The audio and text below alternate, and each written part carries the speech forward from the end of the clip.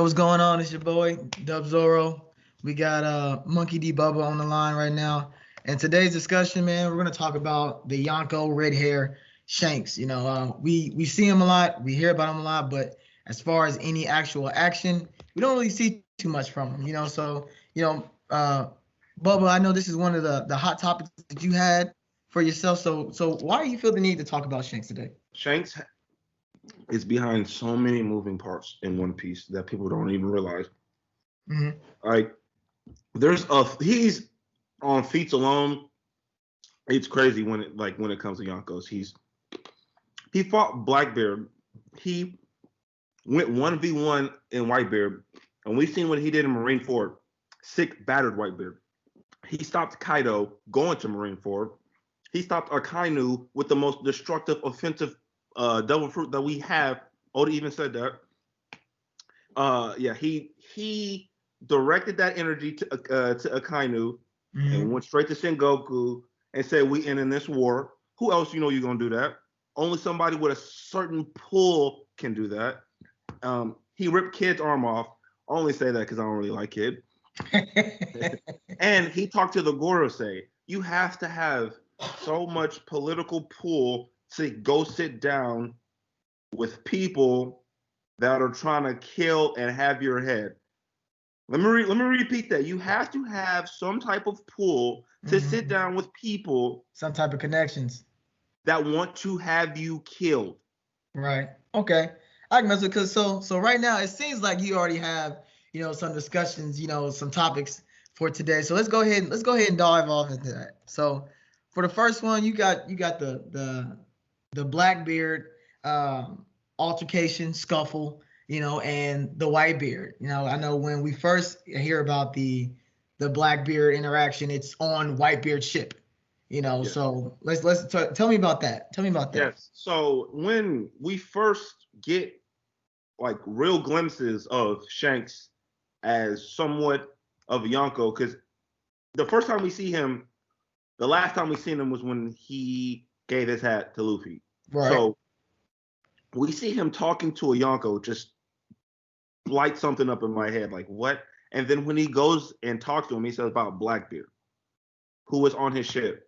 Right, yeah, because that was like, because you know how Whitebeard claims everybody to be his son, and then for Whitebeard to pretty much attack another Yonko and then leave the ship of Whitebeard, so to speak, one of the top two underneath Roger for strongest, best pirates out there, for him. They even said Whitebeard had the same strength as Roger. So we're talking about, if you want to get plain with it, you could say Whitebeard was quote unquote this generation's king of the pirates.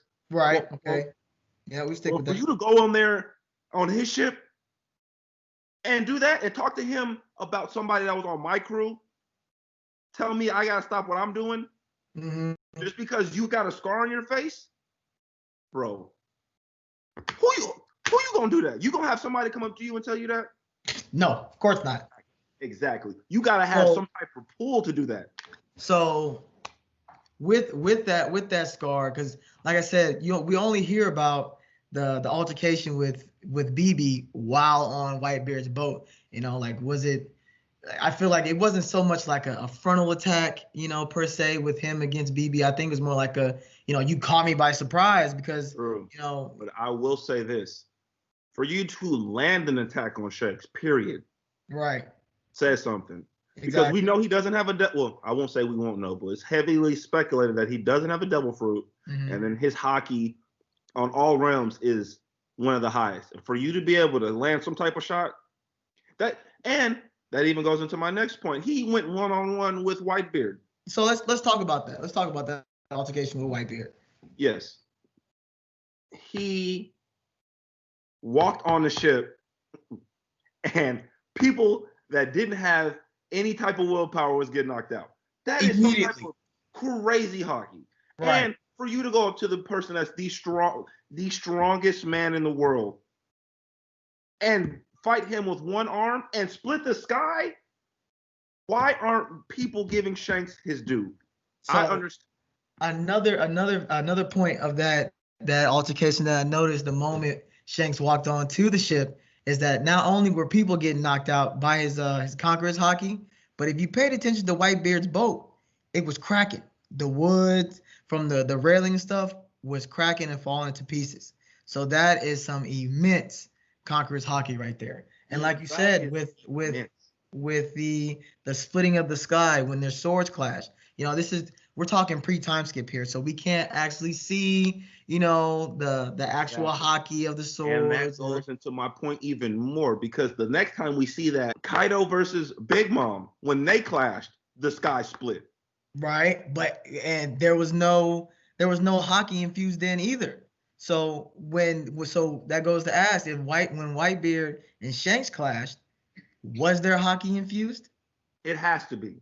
It has to be, because that's the only time we've ever seen sky splits. But like you said, Big Mom and Kaido weren't hockey infused, and they split skies, earthquakes, storms. Because I think both of them have Conqueror's hockey. Kaido and Big Mom have Conqueror's hockey, and I think for a fact Shanks does. Right. And we know Whitebeard. Come on, the strongest man in the world. So it's not. So it wasn't so much armament hockey, but just straight Conqueror's hockey. Is that what you? Polar armament. Yes. Okay. I can get with that. So let's move on to your next hot topic, because you also mentioned early in the discussion that Shanks went to Kaido and stopped him. First of all, where was Kaido even going? We have to take a serious look at that with the recent knowledge that we've learned of Kaido on how strong he is. This man is the strongest man in the world right now, post-time skip, post-Whitebeard. Mm-hmm. And after the recent last chapter, what we've seen, for this man to go stop him in the middle of Marineford is mind-blowing to me. Right. I don't want to get into spoilers, but for you to stop that man, right? Yeah. Period. From him coming to do what he wants to give the most glorious war. Marineford up to that point was the most glorious war. Right. For you to stop that man from his dream, once again, word of the day: pull. You got to have some type of pull. Right. So, and another take that I took from that was that, in the manga chapter where the fight between Kaido and Shanks was mentioned, they were saying that it was a scuffle. So I mean, I don't know about you, but when I think about a scuffle, there's some movement of the furniture, some blows being thrown, So with that being said, so with that, and we've seen, I don't want to call Luffy versus Kaido a fight, but with that altercation, you can see that one.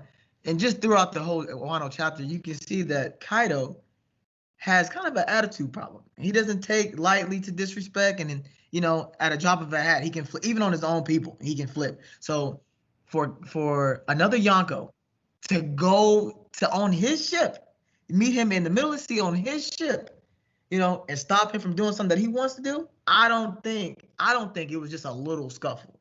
First of all, I don't believe that at all. Could you imagine how much more worse Marineford would have been if Shanks didn't stop Kaido? That's a question I got to ask myself. While we're talking about the Marineford, after Kaido, gets stopped or, convinced, calm down, whatever you want to say about that, after Shanks gets done with Kaido, he go ahead and beats feet to the Marineford. Got there in a day. Just want to say that. Got there in a day. Hey.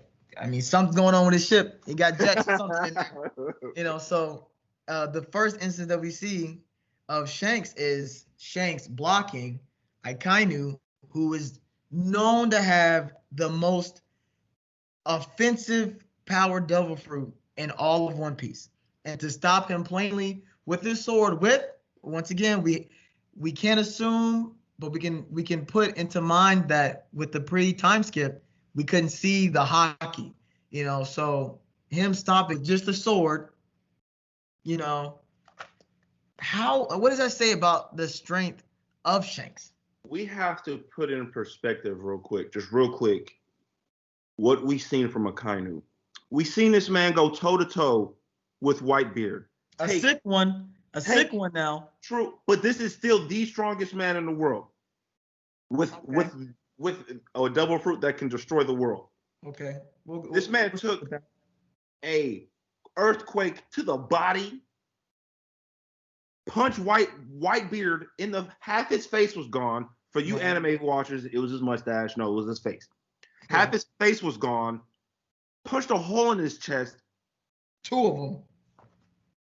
And we're just sitting here like, yeah, no, we're just gonna sit here and be like, yeah, what he did was okay. He did this to Whitebeard. And for the fact to Shanks to come and stop that with a sword, one arm at that, I just keep trying to stack up feats. For you to come in and stop this man who kind of killed Whitebeard, come on, bro. Right. Pull, bro. Right. And then so after the thing of Akainu's punch, because as we saw, he was about getting ready to administer his own ultimate justice and take out Kobe, his own soldier, because of defying his orders or whatever. Yeah. Shanks stops it, and shortly after Shanks stops Akainu, Shanks by himself, of course, with his team or with his pirate crew, stops the war. What? And like you said, the word of the day is pull. How much pull do you have to have in order to step on another man's land and be like, yo, you can either stop this war or, you can fight us because we're about it. And not even talking to Akainu, because we're not talking to the little dogs. You know what I'm saying? Captain to captain, big dog to big dog. I'm talking to you, Fleet Admiral Sengoku. What do you want to do? And then have the Fleet Admiral himself, I don't want to say he was shaking in his boots, but I mean, come on. He didn't want to go there. He did not want to go there, and it was just with Shanks and his 10 pirate 10-man crew. He didn't want that. Bro, let it breathe. You said it right. You spitting. Let it breathe. Hey. Let it breathe. Bask in it. This is the same Sengoku that was Zed Ward 1. He's seen Shiki, and Shiki is a powerful person. Right. That's all I'm saying. You spitting. Let it breathe. Let it breathe. Let it breathe. Breathe. Let it. And then after the war stopped, obviously, because Shanks wanted to take care of Ace's body and Whitebeard's body, show ultimate respect to the strongest man. I think just a little nugget. This could be a video for another time, but there's something to do. There has to be something said with Shanks and Ace in that relationship, because it's hard to say that it's facts that Shanks knew that Ace was Goldie Rogers' son, but the war was televised, or the execution that led to the war was televised. So Shanks might have heard that nugget being dropped. So then it was like, okay, I have to take care of my captain's son. You know what I mean? And then I have the utmost respect for Whitebeard, so let me take care of him as well. I know how he was towards his crew members. All his crew members was his sons. So, and then he buried them right next to each other, right? Listen, the more you keep talking about it, the more I'm just like, Shanks is a real man. A real man. Very honorable. Very honorable pirate. He's the type to get a girl with 3 different baby daddies and be like, yeah, listen. Your past is your past. I'll take care of it. Right. So the last thing that I got today to talk about, and I want to spend a good amount of time on this topic, because this is a very big topic if you understand One Piece and know who these 5 individuals are. Right. So shortly before Wano, right, we see the Gorosei. Right, and they're in their room discussing amongst themselves, and then they get a knock at the door. Enters a black or brown robed gentleman, walks into the room, closes the door behind him. Right, he pulls the hood off, and it's Shanks. Shanks, a Yonko, a pirate, talking to 5 of the highest or strongest, whatever adjective you want to give him. Celestial dragons in the land, talking face to face with a pirate. That has to say something, word of the day, of the pull that Shanks has. You know, because if memory serves me right, you know, and I'm hardly ever wrong, Shanks was sitting down on that couch that was in that office. Was he not? You're not wrong. Okay. You're not okay. wrong. And we have to put into perspective who these 5 individuals are. These 5 individuals are at the head of the world government. How are you going to sit down with somebody who wants your head? I'll say this. How are you going to sit down, have a conversation with somebody, and they want your that's head? A pirate, right? Like you say, he's a pirate, a Yonko, but not only that, I wrote this down. This man's bounty is 4,400,000,000. Not only is he's a Yonko, bro. He is a part of the top tier pirates that you do not want in the world government. Like as a world government, I do not want you in my office. If I had a chance, I'm slicing you anytime I can. So and you know, I don't really like to dig into theories, you know. So, but sometimes, especially with One Piece is so open to where you have no choice but to, you know, think of a theory or get with some of these theories. And one of the theories that's out right now is that, you know, possibly, maybe, potentially, Shanks might be a celestial dragon himself. Because let's not act like it's not impossible, because the first pirate that we saw that was a celestial dragon was Doflamingo. So it's possible. I'm not even mad about that theory because that would make sense why he has so much pull. Okay. That would make sense because if he was a celestial dragon, that means he knows information that he holds over. Maybe he just played his cards right a little bit better than Doflamingo did to get where he's at. Instead of Shanks not wanting to take over a country, maybe he just held on to stuff, bartered with some people, and got to where he's at. Right. Unlike Doflamingo, he just wanted to go back to Dressrosa and take over what his family had. You know what I mean? Right. Pretty much, and be a king someplace. Exactly. So I think those I can see how they're on the same spectrum, but different sides. I can see that. I'm not even mad because that would make sense how they would let him get away with murder, quote unquote murder. Right. Yeah. I can dig that. But like, so I mean, that's all we have today. Like I said, it's your boy Dub Zoro. Monkey D Bubba on the line. Bubba, man, get at. Wait, like, comment, subscribe to the channel, boys. At the bottom, you already know. At the bottom. We'll get out your boys next week on a Wednesday discussion. Just be prepared for a lot of these on Wednesday. Just don't forget to like, comment, subscribe to the channel, man. We'll be at you, man. All right, and hey, Wednesday and Saturday for the manga review. Don't forget, chapter manga reviews are coming out Saturday, so stay tuned. Stay tuned.